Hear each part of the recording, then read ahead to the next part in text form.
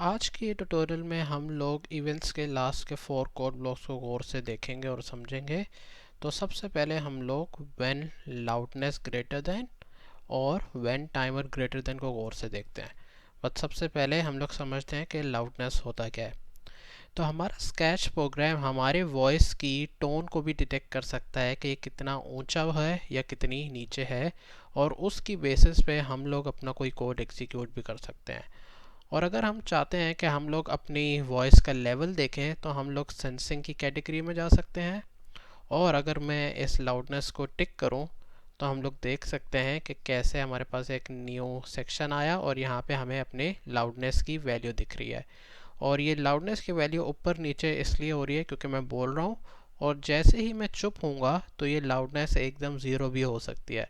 तो अब मैं थोड़ी देर के लिए चुप होता हूँ तो हम लोग देख सकते हैं कि ये लाउडनेस की वैल्यू कैसे वन पे आ गई थी।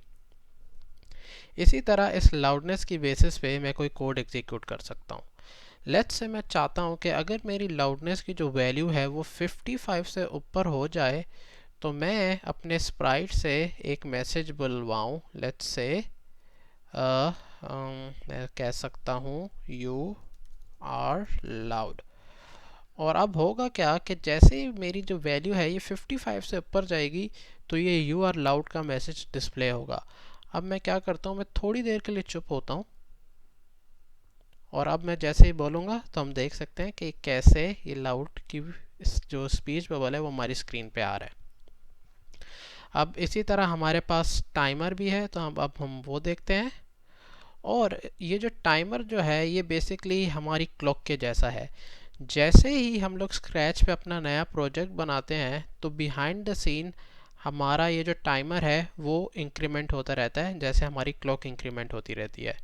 और अगर मुझे इस टाइमर की भी वैल्यू देखनी है तो मैं सेंसिंग पे जा सकता हूँ और इस टाइमर को टिक कर सकता हूँ। और सबसे पहले मैं इस लाउडनेस को अनटिक करता हूँ और टाइमर को टिक करता हूँ।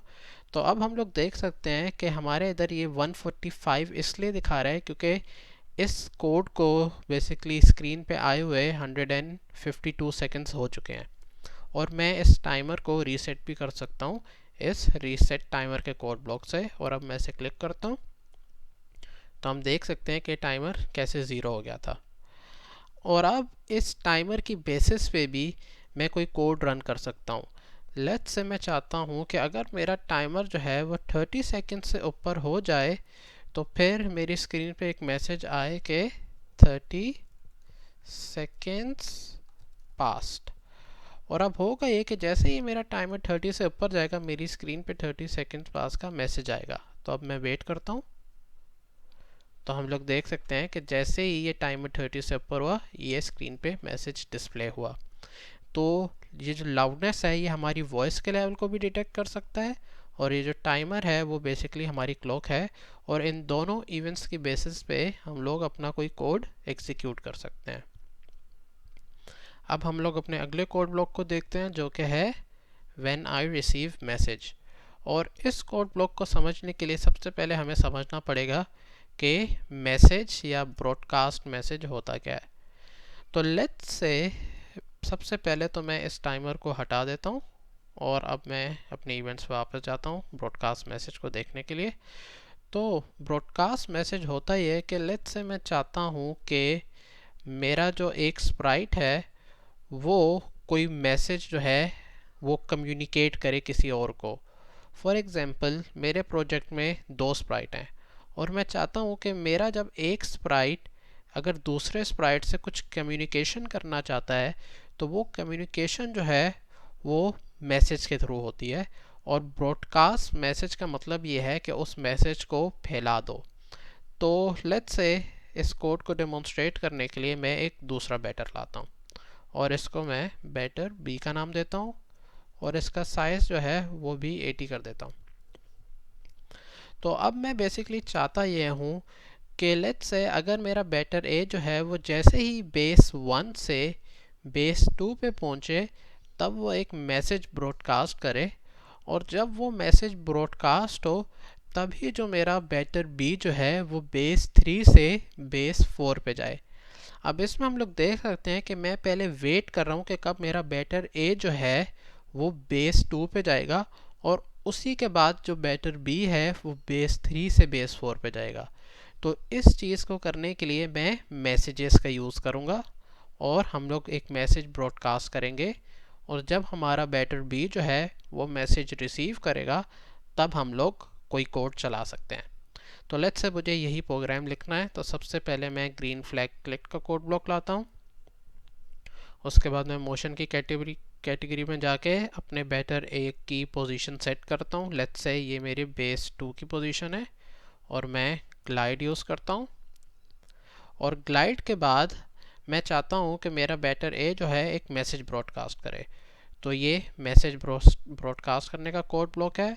और मैं कौन सा मैसेज ब्रॉडकास्ट करना चाहता हूँ, लेट्स से मैं इस एरो पे क्लिक करता हूँ और मैं एक नया मैसेज ब्रॉडकास्ट करता हूँ।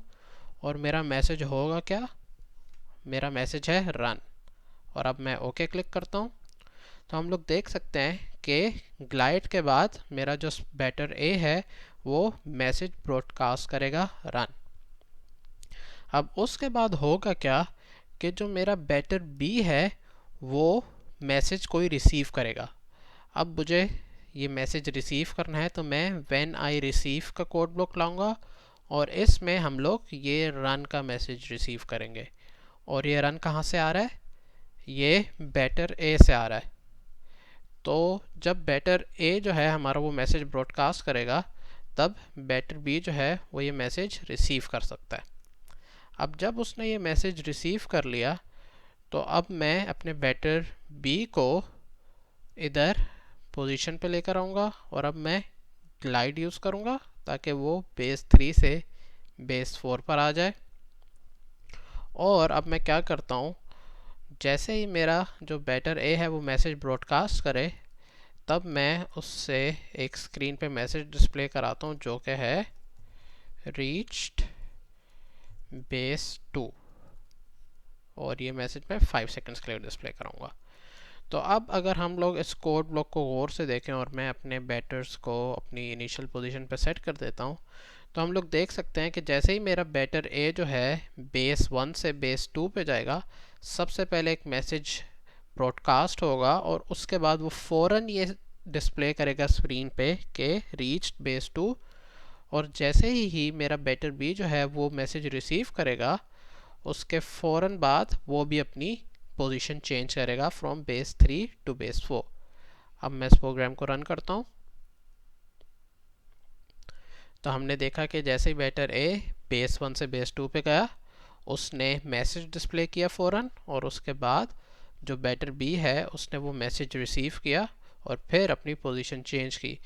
तो हम लोग देख सकते हैं कैसे इन मैसेजेस के थ्रू मैंने अपने एक स्प्राइट से दूसरे स्प्राइट को कम्युनिकेट किया। इसी तरह अगर मैं चाहता हूँ कि जब मेरा बैटर ए जो है वो बेस 2 पर आए और उसके बाद ज़रा वेट करे तब तक जब तक जो दूसरा स्प्राइट है जो मैसेज रिसीव कर रहा है वो अपना कोड पूरा कंप्लीट ना कर ले, तब तक वो अपने खुद का कोड आगे एग्जीक्यूट ना करे, तो उसके लिए मुझे ब्रॉडकास्ट मैसेज एंड वेट लाना पड़ेगा। अब ये जो वेट जो है ये बेसिकली करेगा ही ये कि वो जब मैसेज ब्रॉडकास्ट करेगा तो वो अपने दूसरे जो स्क्रिप्ट है या दूसरे कोड को वेट करेगा जब तक वो पूरे तरीके से कंप्लीट नहीं हो जाता, और जब वो पूरे तरीके से कंप्लीट हो जाएगा वो तभी अपने आगे का कोड ब्लॉक एग्जीक्यूट करेगा। तो लेट्स से मैं इसको डिलीट करता हूँ व्हेन मैसेज ब्रॉडकास्ट को, और मैं ब्रॉडकास्ट मैसेज एंड वेट करता हूँ। और अब मैं अपने स्प्राइट्स को दोबारा अपनी इनिशियल पोजीशन पे लेके जाता हूँ। तो अब इस कोड ब्लॉक में होगा क्या कि बैटर ए हमारा बेस 1 से बेस 2 पे जाएगा और उसके बाद मैसेज ब्रॉडकास्ट करके वेट करेगा। वो ये से का ब्लॉक एग्जीक्यूट नहीं करेगा, और वो वेट कब तक करेगा, जब तक मेरा जो बैटर बी है वो बेस 3 से बेस 4 पे नहीं चला जाता। जैसे ही मेरा बैटर बी बेस 4 पे जाएगा उसके बाद मेरा बैटर ए जो है वो ये मैसेज स्क्रीन पे डिस्प्ले कराएगा। तो अब मैं इस कोड को रन करता हूँ और इधर हम लोग और से देखेंगे कि ये जो से का ब्लॉक है एग्जीक्यूट कब होता है। तो अब मैं इसे रन कर रहा हूँ। तो हमने देखा कि से का ब्लॉक फ़ौरन एग्जीक्यूट नहीं हुआ, वो सिर्फ तब एग्जीक्यूट हुआ जब मेरा बैटर बी जो है वो बेस 4 पे पहुंचा। तो ये ब्रॉडकास्ट मैसेज एंड वेट और ब्रॉडकास्ट मैसेज का फ़र्क है। तो आज के ट्यूटोरियल में बस इतना ही। हमने देखा कि हम लोग अपनी वॉइस के थ्रू और टाइमर के थ्रू कैसे इवेंट्स जनरेट कर सकते हैं और कैसे कोई कोड चला सकते हैं, और हमने ये देखा कि हम लोग एक कोड या एक स्क्रिप्ट से दूसरे स्क्रिप्ट से कैसे कम्युनिकेट कर सकते हैं। उसके लिए हमने ब्रॉडकास्ट मैसेज एंड वेट देखा, और अगर हमें वही मैसेज रिसीव करना होगा तो हमें व्हेन आई रिसीव मैसेज का कोड ब्लॉक यूज़ किया। तो आज के ट्यूटोरियल के लिए बस इतना ही। अगर आपका कोई सवाल है या कुछ समझ नहीं आया तो कमेंट करें और इस चैनल को सब्सक्राइब करें। Thank you.